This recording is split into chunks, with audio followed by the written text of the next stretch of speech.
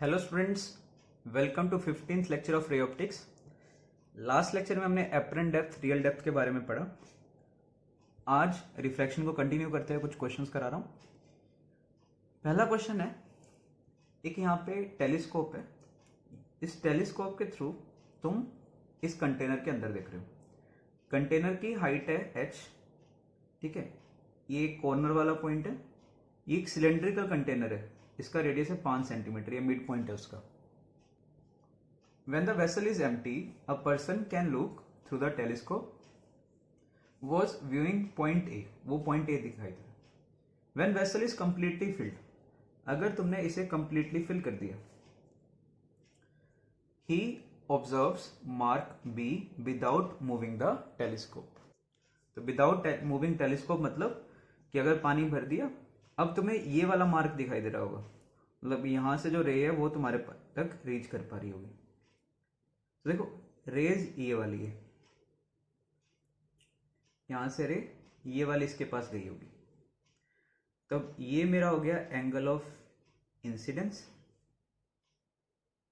ठीक है, और ये हो गया मेरे लिए एंगल ऑफ रिफ्रैक्शन। तो हमें फाइंड करना है, फाइंड हाइट h, इसकी हाइट h कितनी रही होगी, ये तुम्हें फाइंड करना है। अच्छा, ये ना बिल्कुल कॉर्नर वाला मार्क है, सॉरी, ये बिल्कुल कॉर्नर वाला मार्क है। यहाँ पे टेलीस्कोप बिल्कुल एंड पे, ये एंगल I हो गया और ये एंगल R हो गया। ये R है, मतलब ये वाला R है। तो क्या लिखें, 1 sine I, sorry mu sine I, mu 4/3 sine I is equal to 1 sine R। Sine I कितना हो गया, I के लिए ये I, इसके लिए ये हो गया परपेंडिकुलर 5/, ये तुम्हारे पास इसके लिए हो गया हाइपोटेन्यूज, रूट ऑफ कितना 5 का स्क्वायर प्लस h का स्क्वायर, h मेरा सेंटीमीटर में ही आएगा, is equal to 1 sine R। R के लिए ये हो गया तुम्हारे पास परपेंडिकुलर अपॉन,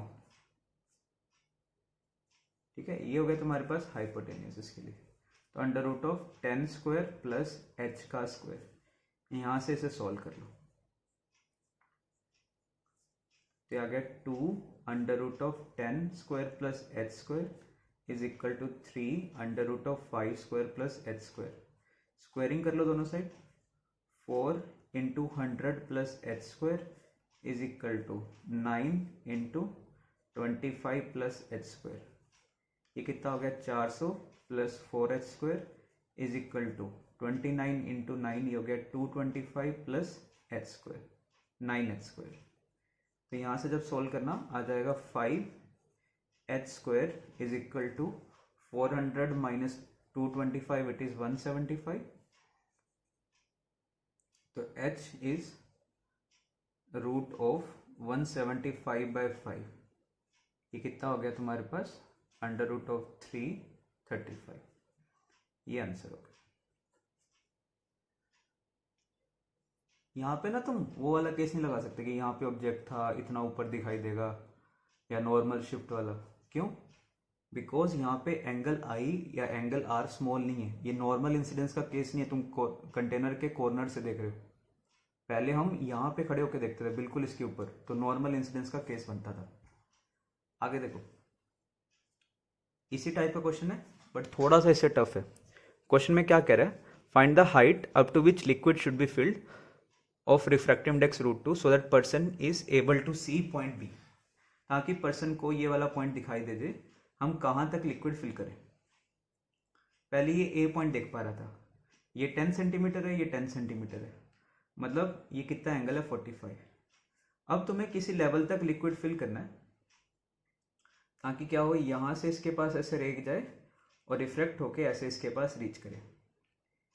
ये 10, ये 10, ठीक है, इसलिए ये एंगल तो है 45, ये कुछ भी एंगल है I। ट्राई करते हैं यहाँ से। तो पहले तो, और ये रिफ्रैक्टिव इंडेक्स कह रहा है कितना √2, तो √2 sine I is equal to 1 sine 45। तो साइन आई कितना आ गया 1/2, that is I is equal to 30 degree. तो ये एंगल है 30 डिग्री। हमें क्या निकालना है, कितनी हाइट तक लिक्विड को फिल करो। देखो एक ए बी, इसको मान लो सी मार्क करो, और ये है डी। अगर तुम ट्राइंगल ए सी और डी में देखो, ये एंगल 45 है, मतलब ये एंगल भी कितना है 45। तो in triangle A C D क्या केस होगा हमारे पास, tan 45 is AC by CD। CD है H, तो tan 45 हो गया 1, तो AC भी कितना आ गया H के बराबर। ये होगी पहली इक्वेशन। दूसरा इस ट्राइंगल से देखते हैं, in triangle BCD tan 30 is BC by CD। तो BC कितना आ गया, CD tan 30, tan 30 होता है 1/√3। ये आ गई सेकेंड इक्वेशन। AB कितना है 5, मान लो ये x है, तो AB इज 5, या AC minus BC, AC minus BC, ये AC हो गया, ये BC, ये कितना है 5 सेंटीमीटर। तो यहाँ से तुम अब सोल्व कर सकते हो। AC is H, AH/√3 is equal to 5 centimetre, H√3 minus 1/√3 is 5 centimetre. तो यहाँ से तुम H का वैल्यू फाइंड कर सकते हो, 5√3/√3 माइनस 1। तो इतनी हाइट तक तुम्हें लिक्विड फिल करना पड़ेगा। अब हम एक नया कंसेप्ट सीखते हैं, विच इज कॉल्ड नॉर्मल शिफ्ट। इस कंसेप्ट में क्या कहते हैं, मान लो एक स्लैब है, यहाँ पे एक ऑब्जेक्ट रखा, और मैं इस ऑब्जेक्ट को इस साइड से देख रहा हूँ, बट फॉर नॉर्मल इंसिडेंस। तो ये ऑब्जेक्ट कुछ हमें शिफ्ट हुआ दिखाई देता है। कैसे, एक रे ये आया, नॉर्मली इंसिडेंट हुआ, ये नॉर्मली ऐसे इसकी आई तक रीच कर जाएगा। दूसरा रे जो इस साइड से आ रहा है, ये हमने देखा था, इसका कुछ लेटरल डिस्प्लेसमेंट हो जाता है। तो यहां से अगर कोई पर्सन खड़ा होकर देख रहा है इस चीज को, ठीक है, बट ये ध्यान रखना ये आई बहुत स्मॉल है। ये अगर आई एंगल है तो ये आर, ये आई, ये बहुत स्मॉल है, नॉर्मल इंसिडेंस है। मैंने शो इतना वाइड कर रखा है, बट ये रे बहुत ही पास में रहा होगा। तो इस रे को अगर मैं आगे एक्सटेंड करूं, तो मुझे क्या लगेगा कि ये रेस कहां से आ रहे हैं, मुझे लगेगा कि ये रे इस पॉइंट से आ रहा है कहीं पे। तो ऑब्जेक्ट ओ की बजाय हमें कहां पे दिखाई देता है, ओ डैश। ये ना रे, इसको ये पैरेलल है आपस में, तो हमें ये ऑब्जेक्ट कुछ आगे की तरफ दिखाई देता है। इसको हम बोलते हैं नॉर्मल शिफ्ट, ओ डैश, कितना ये आगे की तरफ शिफ्ट हो गया, this is called normal shift. ये था लेटरल डिस्प्लेसमेंट या लेटरल शिफ्ट। ये क्योंकि पैरेलल रेस जा रहे हैं, तो ये भी लेटरल शिफ्ट है। ये एंगल आई, ये भी एंगल आई, तो ये 90 डिग्री। तो ये ओ डैश, ये ओ डैश कितना आ रहा है,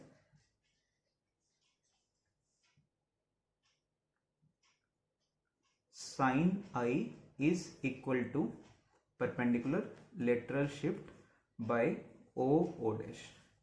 तो O dash which is called normal shift is lateral shift या lateral displacement upon sine i. वहां से याद करो, हमारे पास इसका क्या फॉर्मूला आया था लेटरल शिफ्ट का, फॉर स्मॉल एंगल, ये आया था t i into 1 minus 1/μ upon sine i, क्योंकि आई बहुत स्मॉल है, इसको आई फिल कर दो। तो normal shift is t into 1 minus 1/μ, where t is thickness of slab, mu is refractive index of slab, और सराउंडिंग मीडियम दोनों जगह का क्या होना चाहिए, 1 होना चाहिए। अगर मैं सराउंडिंग मीडियम चेंज कर दूं, तो म्यू की बजाय μ/1 की बजाय μ/μ रिलेटिव कर देना, बट ध्यान रखना दोनों साइड का मीडियम सेम होना चाहिए। तो इसमें कुछ पॉइंट्स हैं कि नॉर्मल शिफ्ट किस डायरेक्शन में होता है। If incident rays are diverging, यहाँ पे जो इंसिडेंट रेज थे वो डाइवर्ज कर रहे थे, तो normal shift is towards the slab, ये स्लैब की तरफ शिफ्ट आ रहा है, ठीक है। और अगर इंसिडेंट रेज, जो स्लैब पे इंसिडेंट रेज आ रहे हैं वो कन्वर्ज करें, स्लैब के ऊपर आके कन्वर्ज कर रहे हो, तो shift is away from the slab, तो स्लैब से दूर होता है। देखो नहीं तो ऐसे बेंडिंग भी कर सकते हो, रेयर से किस तरफ जा रहा है, डेंसर, तो टुवर्ड्स द नॉर्मल बेंड कर गया, फिर डेंसर से रेयर, फिर किस तरह बेंड करा, ये तुम्हारे पास अवे फ्रॉम द नॉर्मल। तो ये ऐसा कुछ केस बनता है, पहले टुवर्ड्स द नॉर्मल फिर अवे फ्रॉम द नॉर्मल। तो अगर तुम्हारे पास इंसिडेंट रेज, अगर इंसिडेंट रेज आर कन्वर्जिंग, तो किस तरफ शिफ्ट होता है, away from the slab, slab से दूर शिफ्ट हुआ। If incident rays are converging, किस तरफ शिफ्ट हुआ, टुवर्ड्स द स्लैब। या इससे बहुत सिंपल तरीका, shift is always in direction of incident raise, ये भूल जाओ, ये पहले ऐसे मत याद रखो, इंसिडेंट रेज की डायरेक्शन में तुम्हारा शिफ्ट आता है। पहले इंसिडेंट रेज किधर ट्रेवल कर रहे थे, इस साइड, और शिफ्ट भी इस तरफ। यहाँ पे भी इंसिडेंट रेज किस तरफ ट्रेवल कर रहे हैं, इस साइड, और शिफ्ट भी इंसिडेंट रेज की डायरेक्शन में। तो आई थिंक ये इंसिडेंट रेज वाला शिफ्ट ज्यादा इजी है, जिस डायरेक्शन में रेज इंसिडेंट होंगे उस डायरेक्शन में शिफ्ट होगा। एक important point, normal shift does not depend on position of object and slab, ये डिपेंड नहीं करा कि ये स्लैब ऑब्जेक्ट के कहाँ पे रखा हुआ है, इमेज के कहाँ पे रखा हुआ है, कहीं पे भी रख दो स्लैब, तुम्हारा शिफ्ट हर केस में सेम आएगा। जैसे फॉर एग्जाम्पल ये ऑब्जेक्ट है, मैं इधर से देख रहा हूं, ऐसे रेज आए तो कितना शिफ्ट आएगा, normal shift is t into 1 minus 1 by mu. कितना थिकनेस है स्लैब का, 4 सेंटीमीटर, म्यू कितना दे रखा है, 2, तो कितना आ गया, 2 सेंटीमीटर का शिफ्ट आ गया इंसिडेंट रेज की डायरेक्शन में। मतलब किस तरफ शिफ्ट हुआ तुम्हारे पास, इस साइड, तो 2 सेंटीमीटर का शिफ्ट आएगा। तो इस आई को क्या दिखाई देगा, सॉरी ये टुवर्ड्स द, फिर अवे, इसको लगेगा कि ये रेस कहाँ से आ रहे हैं, इस पॉइंट से आ रहे हैं ये रेस, 2 सेंटीमीटर आगे, तो मतलब स्लैब से कितना दिखाई देगा उसे डिस्टेंस, 8 सेंटीमीटर, या इस एंड के स्लैब से कितना दिखाई देगा, 4 + 8 दैट इज कितना, 12 सेंटीमीटर। शिफ्ट ये डिपेंड नहीं करा कि स्लैब कहीं पे भी रख दो, चाहे 10 पे ना रखा होता, यहाँ से 6 सेंटीमीटर पे रखा होता, तब भी सेम शिफ्ट आना था। तो shift does not depend on position of slab. और जो हमने लास्ट टाइम केसेस पढ़े कि एक बर्ड है, फिश है, उसमें हम नॉर्मल शिफ्ट क्यों नहीं पढ़ रहे, यहाँ पे ध्यान रखो, जो शिफ्ट के लिए 2 पैरेलल सरफेसेस होने चाहिए। यहाँ पे ऑब्जेक्ट पड़ा है, तुम इस साइड से देख रहे हो, वहां पे क्या होता था, तो यहाँ पे बर्ड है, तुम इसके अंदर से देख रहे थे, यहाँ पे लिक्विड था, अंदर से देख रहे हो, या लिक्विड यहाँ पे फिश अंदर है, वो यहाँ से देख रहा है। बीच में ऐसा नहीं था, क्योंकि बीच में मीडियम, एक ही मीडियम होता था। ऐसे देखो, वहां पे जब हम बर्ड और फिश वाला केस करते थे, वहां पे बीच में एक ही बाउंड्री थी, ये अलग मीडियम, ये अलग मीडियम। यहाँ पे क्या केस है, ये मीडियम, फिर बीच में कोई और मीडियम, फिर ये फिर से सेम मीडियम। तो ये सराउंडिंग मीडियम दोनों के इस तरफ सेम होने चाहिए। इसके ऊपर कुछ अच्छे न्यूमेरिकल करते हैं। Find final image location. एक स्लैब दिया हुआ है, ये ऑब्जेक्ट है, ऑब्जेक्ट 16 सेंटीमीटर पे रखा हुआ है, हमें फाइनली इमेज का लोकेशन फाइंड करना है। देखो क्या होगा, ये ऑब्जेक्ट है, यहां से कुछ ऐसे रेस गए होंगे, ठीक है, ऐसा कुछ रेस गए होंगे। तो पहले हम निकालते हैं नॉर्मल शिफ्ट कितना होगा। Normal shift is t into 1 minus 1 by mu. Thickness of slab कितना है, 3, म्यू कितना उसका 1.5 मतलब 3/2, तो कितना आ गया 3 1/3 दैट इज 1 सेंटीमीटर। और किस तरफ, इंसिडेंट रेस की डायरेक्शन में, तो इस तरफ 1 सेंटीमीटर का शिफ्ट आएगा, तो टुवर्ड्स द स्लैब। तो मिरर को क्या लगेगा कि ये रेस कहाँ से आ रहे हैं, मिरर को तो लगेगा कि ये रेस यहां से आ रहे हैं, ठीक है। और कैसा ऑब्जेक्ट है, रियल ऑब्जेक्ट है या वर्चुअल ऑब्जेक्ट लगेगा, इसको लगेगा, क्योंकि इस पे तो इंसिडेंट रेस क्या कर रहे हैं, डाइवर्ज कर रहे हैं, या object in front of the mirror है, तो इसको तो लगेगा रियल ऑब्जेक्ट है इन फ्रंट ऑफ द मिरर, ठीक है। कितने डिस्टेंस पे, 1 सेंटीमीटर शिफ्ट हो गया, ये 16 था, कितना बचेगा 15, तो u इज -15। फोकल लेंथ कितना है, कनकेव मिरर है तो फोकल लेंथ होगा -10 सेंटीमीटर, v निकालो, 1/v plus 1/u is equal to 1/f, तो 1/v कितना आ गया 1/15 माइनस 1/10 30, ये कितना आ गया 2 - 3, तो v इज -30। या ये केस तो हम बहुत बार कर चुके हैं, 10, ये फोकल लेंथ 10, ये f/2 पे हो गया 15, फोकस से f/2 आगे, तो कितना मैग्निफिकेशन आएगा 2 टाइम्स, तो जो v होगा इसके u के ट्वाइस होगा। ये आ गया पहला पॉइंट।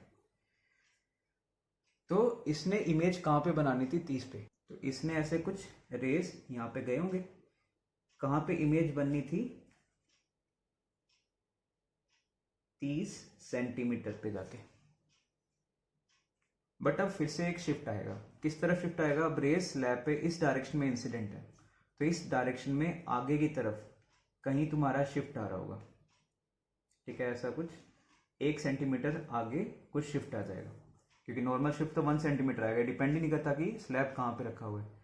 अब जो रिफ्लेक्टेड रेज थे वो यहाँ इस डायरेक्शन में आ रहे, तो शिफ्ट इस डायरेक्शन में 1 सेंटीमीटर हो गया, तो यहाँ से 1 सेंटीमीटर आगे शिफ्ट हो गया, ये तुम्हारी फाइनल इमेज लोकेशन है। तो कितना इमेज लोकेशन है, v फाइनली कितना होगा -31,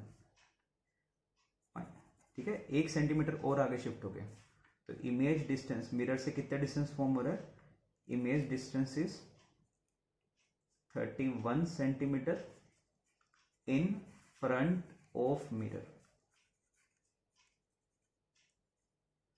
मिरर से 31 सेंटीमीटर। नेक्स्ट केस देखो, find the position of the object and find the object position so that object and image position coincide. ये केस ना बहुत बार पूछा जाता है, बोर्ड्स में पूछा जाएगा, आईआईटी में पूछा जाएगा, मेंस में पूछा जाएगा, और बहुत इजी केस है, सबसे सिंपल केस है। क्या करना तुम्हें इन केसेस में, ये सेम क्वेश्चन है, ये 3 सेंटीमीटर और म्यू है 1.5। क्या करना है ऐसे क्वेश्चन में, हमें ऑब्जेक्ट यहां पे रखा मान लो किसी भी जगह, अगर नॉर्मल शिफ्ट करने के बाद अगर इसको ऐसा लगे कि इसके जो रेज हैं वो सेंटर ऑफ कर्वेचर से आ रहे हैं, तो क्या करेगा, ये सारे रेज अपना पाथ ये रिट्रेस कर लेंगे, ये रिट्रेस कर गया, ये भी रिट्रेस कर जाएगा, ये भी रिट्रेस कर जाएगा, तो फाइनली उसी पॉइंट पे इमेज फॉर्म होगा। तो नॉर्मल शिफ्ट होने के बाद अगर तुम्हारा जो ऑब्जेक्ट पोजीशन है वो सेंटर ऑफ कर्वेचर पे आ गया, तो फाइनली इमेज तुम्हारे जहां पे ऑब्जेक्ट रखा है वहीं पे फॉर्म हो जाएगी। तो नॉर्मल शिफ्ट कितना होगा, t इंटू 1 - 1/μ, वो कितना आया था 1 centimetre. Focal length 10, centre of curvature कितने पे होगा, ये होगा 20 सेंटीमीटर। नॉर्मल शिफ्ट 1, पहले यहां से रेज गए, किस तरफ शिफ्ट आएगा, टुवर्ड्स द स्लैब, तो 1 सेंटीमीटर आगे शिफ्ट हो जाएगा। और अगर अब ये इसे लगे मिरर को कि इसके सेंटर ऑफ कर्वेचर से आ रहा है, तो फाइनल इमेज भी वो इसी पॉइंट पे फॉर्म कर देगा। मतलब इसको लगेगा कि 20 से आ रहे हैं, सेंटर का जैसे 20 पे इमेज बनाएगा, फिर एक शिफ्ट आएगा टुवर्ड्स द इंसिडेंट रेस, तो इंसिडेंट रेस इस तरफ है, तो इसी साइड 1 सेंटीमीटर और शिफ्ट, फाइनल इमेज तुम्हारा इसी पॉइंट पे आ गया। यहाँ पे ऑब्जेक्ट रखा था, रेस गए, किस तरफ शिफ्ट आ गया, टुवर्ड्स द इंसिडेंट रेस, इस डायरेक्शन में 1 सेंटीमीटर शिफ्ट आ गया। मिरर को लगा सेंटर ऑफ कर्वेचर पे, मिरर फॉर्मूला यूज किया, उसने कहाँ पे इमेज बना दी, इसी सेंटर ऑफ कर्वेचर पे इमेज बना दी। रेज ऐसे जा रहे थे, बट क्योंकि बीच में फिर से स्लैब आएगा, तो फिर से रेज शिफ्ट हो जाएंगे, किस तरफ, इन direction of incident raise on the slab, तो स्लैब इस पे रेज इस डायरेक्शन में इंसिडेंट है, तो इस तरफ फिर से 1 सेंटीमीटर का शिफ्ट आएगा। तो कहां पे रखना चाहिए तुम्हें, object should be kept such that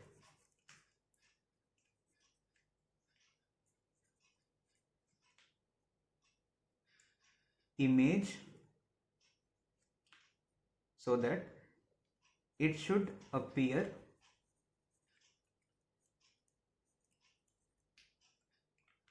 to the mirror that rays are coming from center of curvature। कभी भी ऐसा केस आए तो यही करना हमें।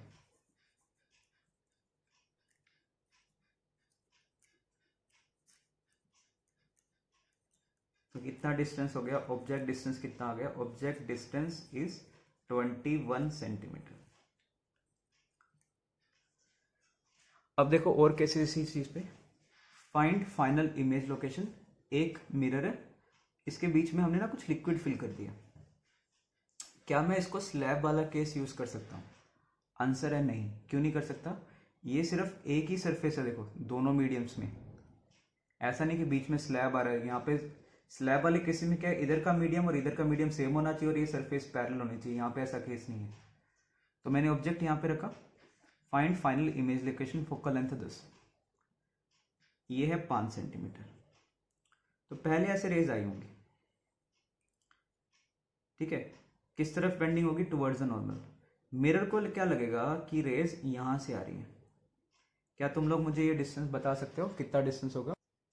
ये डिस्टेंस आएगा म्यू टाइम्स एच। याद है, अगर बाहर ऑब्जेक्ट पड़ा हो और हम अंदर से देख रहे हो, तो मिरर ऐसे मान लो कि लिक्विड के अंदर है, इसको क्या लगेगा कि भी रेस कहाँ से आ रहे हैं, म्यू टाइम्स एच। तो mu times H, mu times 7.5, mu कितना है 4/3, 7.5, तो ये कितना हो गया 2.5 गुना 4, 10 सेंटीमीटर। तो इसको क्या लग रहा है कि भी रेस कहाँ से आ रहे हैं, मिरर से कितना डिस्टेंस पे आ रहे हैं, फ्रॉम 15 सेंटीमीटर, फोकल लेंथ है 10, और ऑब्जेक्ट मिरर के आगे रियल ऑब्जेक्ट है, क्योंकि इंसिडेंट रेस क्या है, डाइवर्जिंग। तो म्यू यू का वैल्यू कितना हो गया -15, फोकल लेंथ कितना है -10, मिरर फॉर्मूला यूज करो, इज इक्वल टू 1/f, ठीक है। तो यहां से जब सॉल्व करोगे v का वैल्यू 1/f, तो यहां से सॉल्व करना, v कितना आ जाएगा -30 सेंटीमीटर। -30 सेंटीमीटर का मतलब इसी डायरेक्शन में फॉर्म होगा। तो हम इसको आगे देखते हैं, इस केस को देखो। अब तुम्हारे पास ये क्या केस हो गया कि भाई यहां से हमारे पास रेज आ रहे,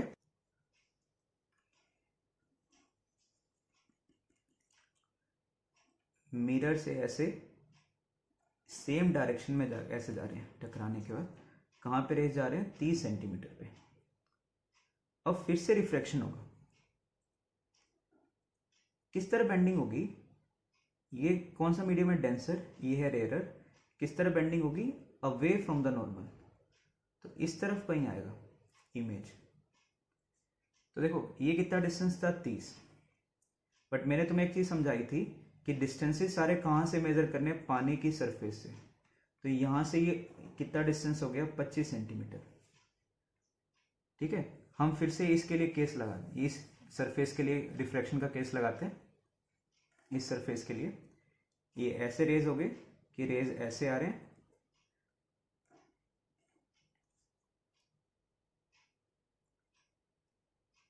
यहां से कितना डिस्टेंस पे जाके कन्वर्ज कर रहे थे 25 पे पहले, ठीक है।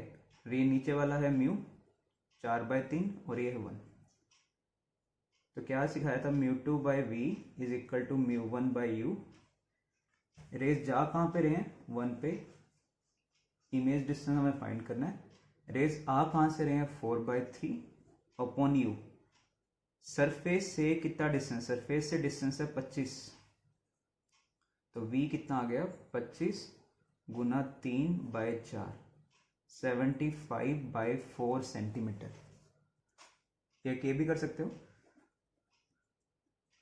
Apparent height is equal to real height, real height कितना 25 अपॉन रेज आ कहां से रहे हैं 4/3 से, अपॉन रेज जा कहां पे रहे हैं 1 पे, तो 25 गुना 3/4 is equal to 75/4 centimetre.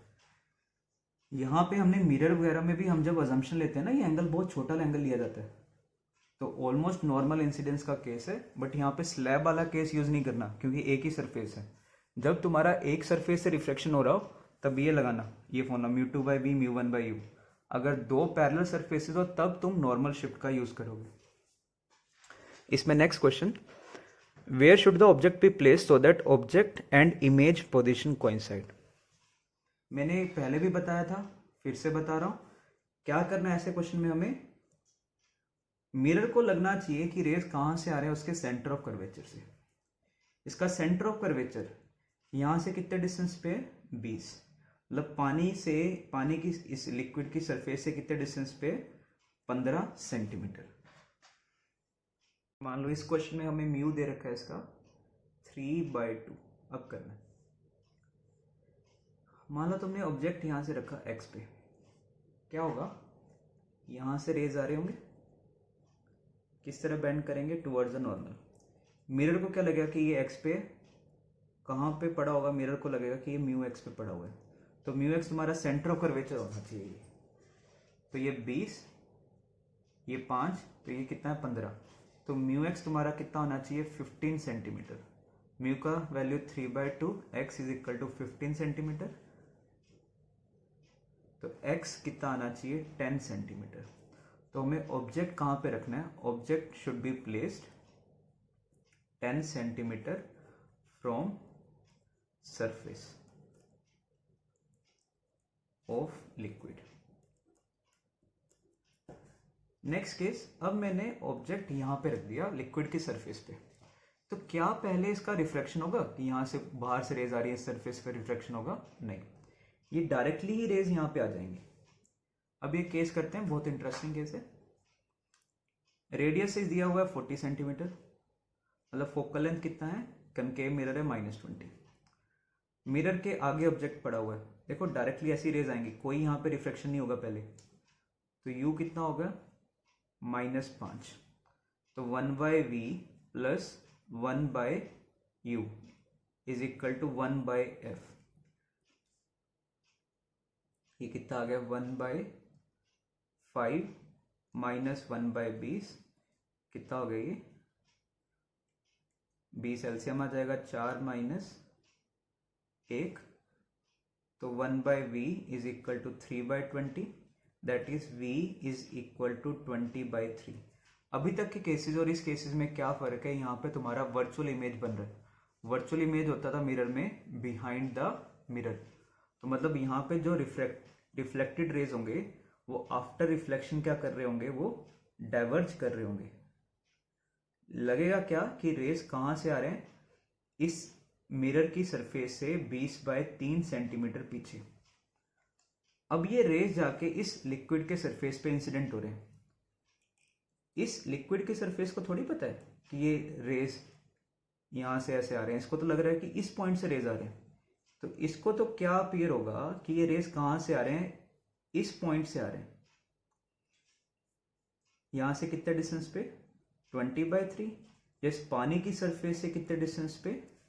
5 plus 20/3 which is 35/3। और रेज, अब देखो यहाँ पे फिर से वही रिफ्रैक्शन का केस लेना है। रेज आ कहाँ से रहे हैं? तुम्हारे पास 3/2 से, और जा कहाँ पे रहे हैं? 1 पे। तो apparent depth is real depth. इस पानी की सरफेस को ये नहीं पता कि मिरर के टकरू क्या आ रहे हैं, इसको तो लगेगा कि यहाँ पे रेज आ रहे हैं इस पॉइंट से। रियल डेप्थ कितना है? 35/3 अपॉन रेज आ किस मीडियम से रहे हैं? इस सरफेस पे कहाँ से इंसिडेंट है? ऐसा ऑब्जेक्ट का नहीं देखना कि ऑब्जेक्ट कहाँ पे पड़ा हुआ है, रेज बस आ कहाँ से रहे हैं? 3/2 से आ रहे हैं, और जा कहाँ पे रहे हैं? 1 में। तो ये कितना हो गया? 35/3 इंटू 3/2, ये हो गया 70/9 सेंटीमीटर। तो इसको इतने डिस्टेंस से, पानी की सरफेस से इतने डिस्टेंस पे ये रेज आते दिखाई देंगे। या हम कर सकते हैं μ2/v। μ2 रेज जा कहाँ पे रहे? 1 में। इमेज डिस्टेंस हमें निकालना है। रेज आ कहाँ से रहे? इस सरफेस पे 3/2। ऑब्जेक्ट डिस्टेंस कितना लग रहा है हमें? 35/3। तो यहां से v निकाल लो, v कितना आ जाएगा तुम्हारे पास? 70/9 सेंटीमीटर। मैं ये वाला क्वेश्चन कर रहा हूं पहले। A point object is placed in front of a mirror, a slab of thickness 6 centimetre is inserted between the object and the mirror. Find position of final image when x is as shown in. x कितना है? एक case में 5 centimetre और second case में 20 centimetre. हम यहाँ पे show करेंगे कि भाई स्लैब कहीं पे भी रखा हो, तुम्हारे पास इमेज पोजीशन वहीं आएगा। अगर मैं यहाँ से खड़ा होकर देख रहा हूँ, पहले निकालो नॉर्मल शिफ्ट। नॉर्मल शिफ्ट कितना होगा? Normal shift is 6 into 1 minus 1 by mu. Mu का वैल्यू तुम्हारे पास कितना है? म्यू का वैल्यू मान लो क्वेश्चन में दे रखा हमें 1.5, तो 1.5 मतलब 3/2, ये कितना आ गया 2 सेंटीमीटर। तो इस डायरेक्शन में 2 सेंटीमीटर का तुम्हारे पास शिफ्ट आएगा। तो यहाँ पे मिरर को लगेगा कि भाई ये रेस कहाँ से आ रहे हैं, इसको तो दिखाई देगा कि रेस इस पॉइंट से आ रहे हैं। कितने डिस्टेंस पे यहाँ से मिरर से? 30 सेंटीमीटर। टोटल 32 था, 2 कम हो गया, 30 सेंटीमीटर से आ रहे हैं। तो इसके लिए तो ऑब्जेक्ट डिस्टेंस हो गया -30, फोकल लेंथ है -10, तो यहाँ से 1/v प्लस 1/u 1/f, यहाँ से सोल्व कर लेना। यहाँ से v का वैल्यू आ जाएगा -15 सेंटीमीटर। ये ट्राई करना।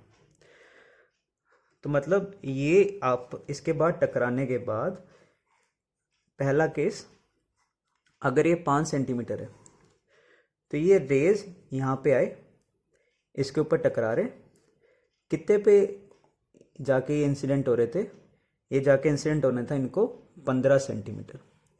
बट अब फिर से एक शिफ्ट आएगा, क्योंकि ये तुमने ना स्लैब 5 सेंटीमीटर पे रख रखा है, तो फिर से एक शिफ्ट आएगा। किस डायरेक्शन में शिफ्ट आएगा? In direction of incident rays. देखो ये ऐसा कुछ केस बनेगा टुवर्ड्स द नॉर्मल, तो in direction of incident rays इस यहाँ पे कुछ इमेज फॉर्म होगा।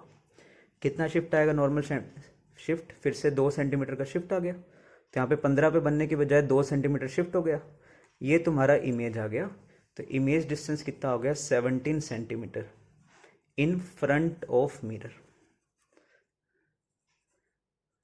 मिरर से 17 सेंटीमीटर पे। अगर इसी केस में तुमने जो स्लैब था 20 सेंटीमीटर पे रख रखा होता, अब क्या होता? तो यहाँ पे जो इसने इमेज बनानी थी वो तो पहले ही बन जाती। बट मैंने तुम्हें एक प्रिंसिपल ऑफ म्यूचुअल इंडिपेंडेंस सिखाया था कि भाई रेस टकराने के बाद कुछ इफेक्ट नहीं करती। तो ये यहाँ पे 15 सेंटीमीटर ये हो गया, और ये था कितना? ये टोटल तुमने 20 पे रखा था। फिर क्या होगा? मैं तो इस साइड से देख रहा हूँ ना खड़ा होके, तो फिर से एक शिफ्ट आएगा। किस डायरेक्शन में शिफ्ट आएगा? In direction of incident rays. तो ऐसे गए रेस, फिर ऐसे बेंड करेंगे। हमें क्या लगेगा कि रेस कहाँ से आ रहे हैं? फिर से एक शिफ्ट आएगा। कितना शिफ्ट आएगा? 2 सेंटीमीटर का। और किस डायरेक्शन में? In direction of incident rays. तो अभी भी मुझे जो इमेज पोजीशन है वो कहाँ पे दिखाई देगी? 17 सेंटीमीटर पे ही दिखाई देगी। बट दोनों केस में फ़र्क क्या है?